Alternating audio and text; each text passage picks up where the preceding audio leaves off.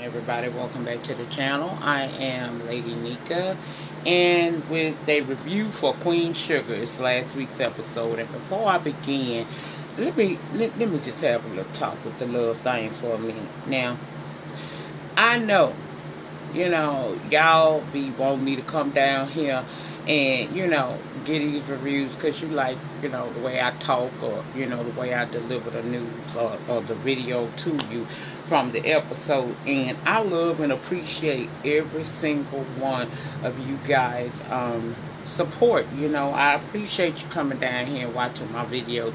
I appreciate you, writing comments down in the comment section to me. I like to get down in the panty and have a conversation with y'all from time to time. However, if for a lot of y'all that came to me over the last few months, you know how you got here. And let's just be honest. Did y'all not pay attention? See, stop paying attention when people getting roasted or whatnot. Pay attention to the pertinent details. It was revealed, and I also put my stamp on there that, a couple months ago, I kind of like lost it all, y'all, except for my home, aka trailer park, or whatever people want to assume I live in.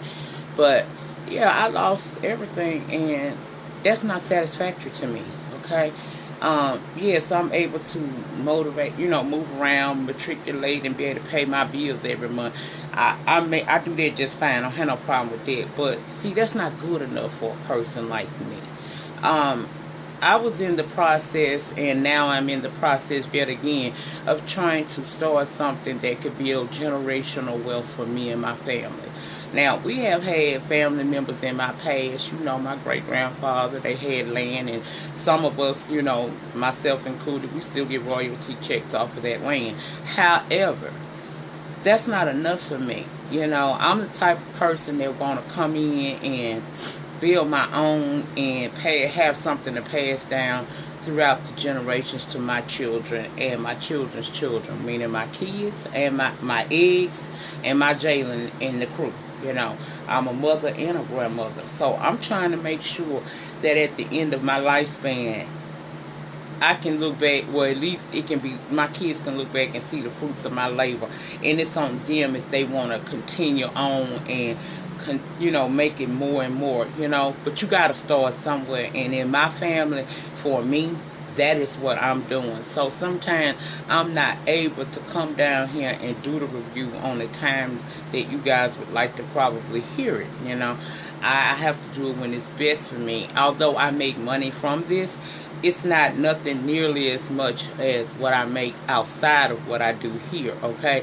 So I have to focus on that. Plus, those of you who may be new to me, I do have an autoimmune deficiency by the name of lupus, and sometimes I'm not able to get on camera like I may want to get on camera, and when that happens, I don't do videos. I used to do black screen videos, that was a kind of a diss to certain people at times when, bitch, I ain't even caring about you to put some fucking makeup on and put a piece of quartz across her whole head. But I don't do black screen videos anymore. I'm not saying that I won't ever do them again, but I don't like to relate to you all when I'm going through like that. I like to just deal with the issue and get back to what it is that I do that you guys like, okay? You didn't come down here to hear about my illness. You didn't come down here to see me at my worst. You came down here because it's something about what I do that, it works for you, okay? So that's why sometimes I don't come down. Also, I'm family first. Y'all know, for those y'all been A1 since day one, y'all know my grandson Jalen is everything to me. Jalen took sick last week, and we wind up eventually taking him to the hospital. But when it's something wrong, I'm not coming.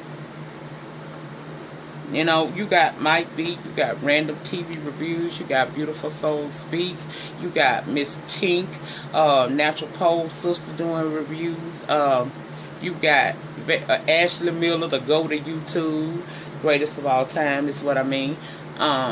You got Forrest Rock, she do certain reviews. You got a whole lot of people outside of myself that you can go to and watch. Now, do I want you to not pay attention to me? Hell to the no, I ain't no damn fool.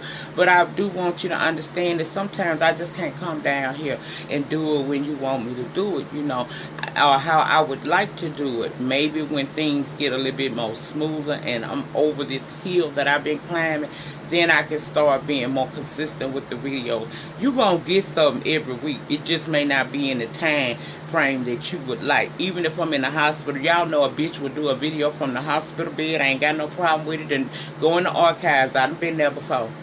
you know, I can't, but 5 minutes into this here, I ain't mean to run my mouth so long because y'all know I'm long-winded, but I did want to explain that sometimes I just don't have it in me to be able to come and do these reviews, and I hope that, going forward, y'all can understand that that's what be going on. And with that being said, let me move on into last week's episode of Queen Sugar. It's season 1, episode 6, as promised, the review. Okay, now we started this episode off with Nova and Chantel down at the radio station being interviewed about Nova's articles that she written about corrupt police practices within their department, their police department. Okay, now they talking about Too Sweet and how he was jailed over a joint and he's being held in a adult prison, and things like that. Now, instead of the interviewer sticking to the topic of the show, they want to talk to her about Davis, Charlie, and the escort, Melina, aka Golden, okay? And the teammates that's accused of the rape. Now, just straightforward with it, too. Nova trying her best to redirect the topic of conversation back to the original topic, but it's a no-go. Then they started talking about, they started taking callers. And you got people that's sitting up there calling in, being very disrespectful, asking her how she feels about what's going on with her sister and her brother-in-law, and how is Charlie taking it, yada, yada, yada. Okay? Pissed her off. Okay, it really did piss her off. But that's going on. Now let's go back to the house. Down at the house, you got Aunt Violet listening to the radio show. And towards the end of the interview, when Charlie walked in, Charlie walks in now, okay? That's the end of the interview. She ain't heard all of what Nova done had to say. She walks in and she started listening, and she thinking that Nova talking toward her family, against her family. And the reason why was that because Nova made a comment about, that it, because the DJs, the interviewers, they started saying some more wild fuck shit about, women being raped, crying wolf, knowing that they wasn't raped, and how can a stripper or an escort feel that they being raped when that's what they do. And Nova basically said, that's why a lot of women don't want to come out when they've been sexually assaulted, is because you guys are quick to believe just because a woman is in a certain profession that if someone violates her, she deserves it, almost in a sense. Like, she supposed to not say nothing. And that's why people don't say anything, when a vast majority of people don't say anything when they have been sexually assaulted, out of fear that people will not believe them. Okay, so she hears this. That's all Charlie is hearing. And she feel like, oh girl is kind of foul, because she basically saying like, the girl could have possibly been lying on her husband, okay? But that's not what she was trying to say at all. And I'm like, girl, you need to hear the whole interview in order for you to get an understanding of what your sister was just saying. Now, after that, we see Chantel, and she doing what she was doing last week, which is flirting with Nova and stuff. Nova made a mention of, well, first thing she did was she took Nova's phone and put her number in there. Because she wanted her and Nova to discuss, talk after hours or whatnot. So she done took it upon herself to grab the girl phone and put her number in there so she'll have her saved in. Then Nova notices this necklace that Chantel is wearing, and she just said it was a nice necklace. Why this woman took the necklace off and put it around Nova's neck? Nova like, I wasn't trying to, I was just admiring it. She was like, oh, it ain't no problem, I'll get it back, in other words, I'll see you again. And I was like, oh, a little lesbian tease, I ain't mad at that. Now, let's go talk about Ralph Angel for a moment, if you will. Ralph Angel gave Aunt Vi some money for Blue after church, and he done got him a new cell phone, and she peeping this out. Aunt Vi knew something wasn't right, She wanted to know what he doing to have that kind of money, and he gonna tell her that he worked down at the warehouse. She told him, you might work at that warehouse, but that warehouse ain't paying you like that, okay? Now, after she done told him that, he goes back down to work and run into that guy that sold him that Bama ass sugar cane. And apparently, I don't know, and y'all, maybe y'all can help me get it together in this here scene here. I thought that when Ralph Angel met this dude down at the job, that the dude was just, knew about his plight because he had been discussing it with him, and he was going to offer him a solution on getting some sugar cane from a friend or a relative that had decided to shut their farm down. And of course, we know that was some Bama sugar cane. He got played out of the money, but I did not know that they actually had another round of deals that they were doing with one another.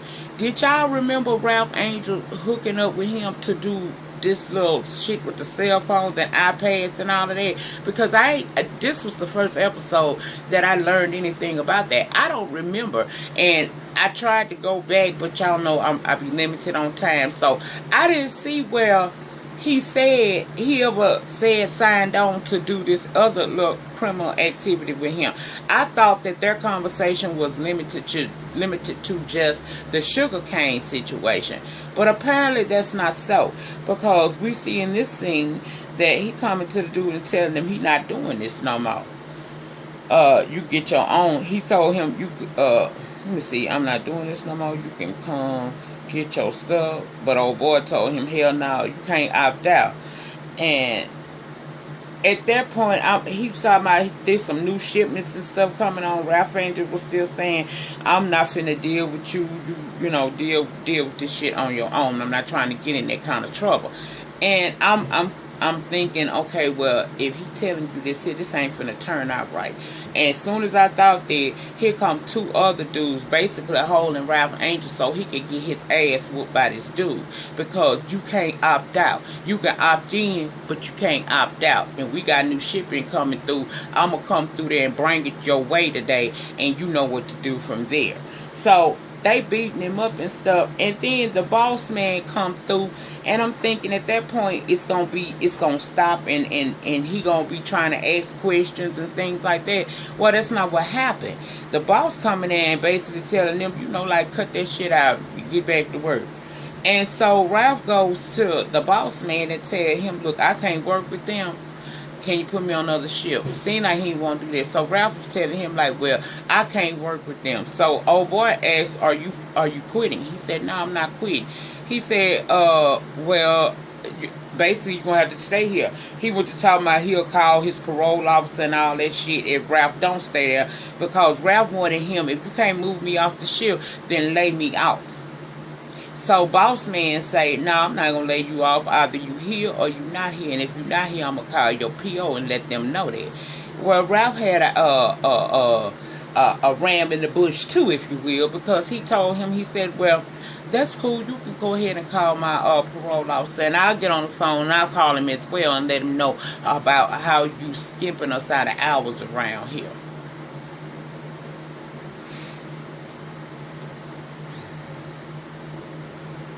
Now, I knew he was skipping them out of hours, but damn. Okay.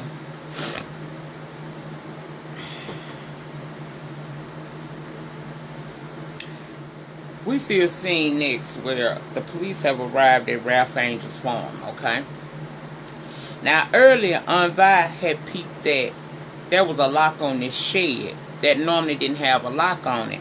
And she even went so far as to ask him about it, but he didn't want to answer her question. He pretty much played it off. So now the police have arrived, and they want to search, They done searched his house for a few minutes, and then they run out there to the shed area, and they get to doing that. Now, the whole time they outside, Ralph looking like he don't know whether he want to wait to exhale or just fall the fuck out, because he know what's in there, at least so he thinks. They go inside. We even hear them removing the tarp and everything. And then we hear all clear. So police come back out. They tell him that everything was fine. And, you know, sorry for interrupting your night. Holler at your peace, bye, whatever. Okay? Ralph is confused. V say, did they find anything? He said no. She said, and they ain't gonna find nothing because it's all at the bottom of the bayou. And child, he broke down. I said, it's good that we got these older folks that pay attention and know how to look out for us from time to time, because he could have went right back to prison right then if them folks would have found what was originally in that shed. So I hope Ralph realized that wasn't cool and we don't have to see him go through that no more, okay? Now Remy come through and he telling Charlie that he has made this new sugar cane variety, and we learned that, you know, of course he's a chemist, and he telling them that basically he's created these hybrid seeds, and since none of them, you know, he basically telling her, the soil ready, I got this seed, but see, you're going to need you a manager over here. You need a farm manager. And Prosper is probably the one person that you would want to get hold to. But see, Prosper is a different type. Prosper is that old school, he don't play no games. You tell him what's going on. You trust him to do what you want him to do. Let him do it, and he going to do it. When you're talking to him, always look this man in the face, because he feels like if you look at him dead in his eye, that's a sign of a good businessman. So I can help you out, but you're going to have to be willing to do your part to get Prosper on board with this situation here, okay? I said, oh, okay, come through, Prosper, kind of old person I like. Ain't Vi told them that y'all basically y'all get y'all part together and I do mine. So she go in the kitchen and she cook up a damn good meal. And Remy arrived a little early to prep Charlie on how to be able to deal with this man. Ralph Angel comes in next. He gets a little briefing on what he needs to do. And then Nova come in, and Charlie just walked past her. She spoken and she walked past her. Remember, Charlie is in her feelings thinking her sister done did her wrong. Now Nova notices that, and she go behind her, and that's when Charlie tell her about the interview and that part that she heard, right? I'm like, girl, you should have known your sister wasn't doing that. But anyway, as they talking it all out, Prosper walks in, okay? Now, they have a nice dinner. Prosper said, asked up front, are y'all in it? You know, because they done told him what he want. He said, I heard that y'all planned on doing this one season and selling. If that's what you're doing, I'm not here for it. They assure him that they in it to win it. And he told them that, you know, he'll go ahead on and be the farm's manager. He also went to talking about, can he have another piece of pie, because he ain't ate a meal that good since his wife died. And he said, basically, Remy's wife passed too, which I did not know that. And so Charlie looking baffled because she didn't even never know nothing about Remy having a wife. Now, Nova gets this call from Too Sweet, and he's upset. He upset. He said he in the infirmary, but he'll be back in the dorms, back in the cell blocks with the other people soon. And he telling her that he gonna die down there, because when he got jumped, the corrections officer stood there and they watched him literally get his ass whooped. Okay. He asking when he gonna be able to get out, and she tell him she don't know, because see, what we found out was that he ain't got no lawyer. That's right. He don't have a lawyer. That means he ain't been put on the docket to go before the judge. It's a hold up on trying to get him an attorney, and it's a waiting list to get him an attorney. And until they can get him an attorney, a court-appointed attorney, he won't be able to be placed on the docket to go before the judge. So he said he gotta set this out until they get him an attorney. That's basically what she telling him. I'm like, girl, this man losing hope. He done been beat up in here. He already a child in an adult situation where he ain't do nothing but have a joint, but they got him down here. They done beat the hell out of him. They trying to break his spirit. If you go back to season 1, episode 1, he's the young man she was on the phone. Well, he's the young man she went to see, and she was telling him that you're going to have to stand strong because they are going to try to break you down. And we see that they slowly doing it now, okay? Now, Davis and Michael come down from LA, and Remy was there, and Davis noticed him right off the bat. I'm sure you did. You noticed your future competition, did you not? Okay, now they had to wait because Charlie was in the field, and that seemed to bring shock to Michael and Davis because they never thought that Charlie would be the kind to go off up in the fields and actually do some work.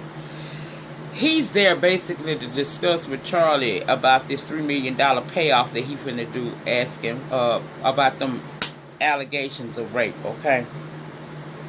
Now, Nova come outside with a drink in her hand, and David's gonna say to her that he read her article, loved it because he can relate as a black man being accused of a crime in the white man's system. And I knew at that moment she was going to read his ass for dust, okay? She looked at him and she said, how'd you get here? He said, plane. She said, commercial or private? He said, private, because he didn't want to deal with the paparazzi, right? She said, and you got this private driver, and you're going to go and stay at a hotel on the other side of town, one of the best kinds that we got in the area. And he ain't following her yet, but yeah, that's all that's gonna happen. She said, private jet, drivers, and you'll stay at that nice hotel across town, saying all of your accusers. Okay, basically what she was telling his ass is, look, you ain't like nothing that I wrote about, okay?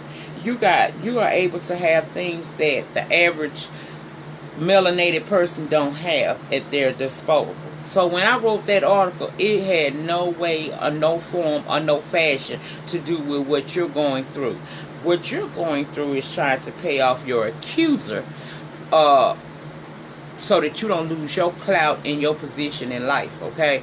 You ain't, basically, you buying this chick off, so already in the court of public opinion, you guilty anyway, okay? So my article had nothing to do with you, and that's how she left his ass with that, because I don't know what made him think she was on her side, on his side. Later on, Nova's in her feelings because she decided to call the bank and have them transfer $10,000 to the bondsman. But she doing all of that out of the money Charlie set up for that farm. You know, that money that she put up for them to be able to dig into that money to be able to use for getting the crops and stuff done. She done decided to call the bank and transfer $10,000 of that to a bail bond to get Too Sweet out. That's going to be a problem this week coming up. Watch.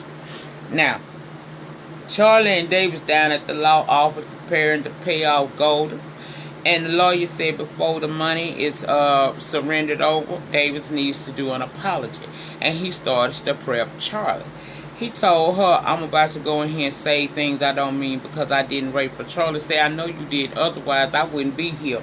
Okay? I knew it was about to be some bullshit. Old girl got in there and she started reading this letter where where she says, we've been knowing each other for 3 years. I trusted you, and the night that we were together, okay, the night we hooked up, you told me you wanted to hang out, and we went and had us some drinks or whatever, and you got a phone call that your son Michael had an asthma attack, and you left some money on the counter and you left. Okay, now I go take a shower. When I get out the shower, your teammates now in the room, and they telling me that you told them that they could have their way with me, but I didn't believe them because I was supposed to be exclusive to just you. Well, they didn't listen to me, and they began to rape me, pass me around between them, and even more men came into the room. You know, at this point, Charlie shocked like a motherfucker because she hearing new incriminating stuff about her husband, and she could tell that Golden wasn't lying about that. She said, I knew when I made those allegations, you were gonna call me. Okay? And then she pulled out this audio that was the end all beat all, y'all. She brought that audio out, and baby, he is on that audio asking her why she didn't call him first before going to the police. You know, I said I pay you to keep your mouth closed and shut unless I'm putting something in it. He said, I can get any woman I want, but I choose you. I pay you as well to keep your mouth closed. Now, Charlie had to hear all this and had no idea about this. She is outdone, okay? She walks over to Golden, aka Millennium, she tell her, I'm so sorry, and she walk out that door. Davis go behind her, catches her at the elevator, and she said, no, no, no. It's over. And the elevator's door closes. I said, child, your ass done got caught up just that fast. That don't make no damn sense you got caught up like that. Ain't that sad he did that? But I already knew that he had done the shit. But come to find out, you've been dating this girl for 3 years. And do what? Child, Well, we'll see this week how she gonna deal with that. We're gonna also see the big hoedown between her and Nova about moving that $10,000 as well. I think had she went and talked to her sister, she probably could have got that money out of her without having to do what she did, but she chose to go this route, and we're gonna see how it's gonna turn out for her. Now, I think I pretty much touched all the important bases of the show. If I left anything out, please feel free to get down in them panty sections down there and come through with what you need to tell me. But in the meantime, in between time, please like, comment, subscribe. I'll see you guys back for Too Close to Home. Peace.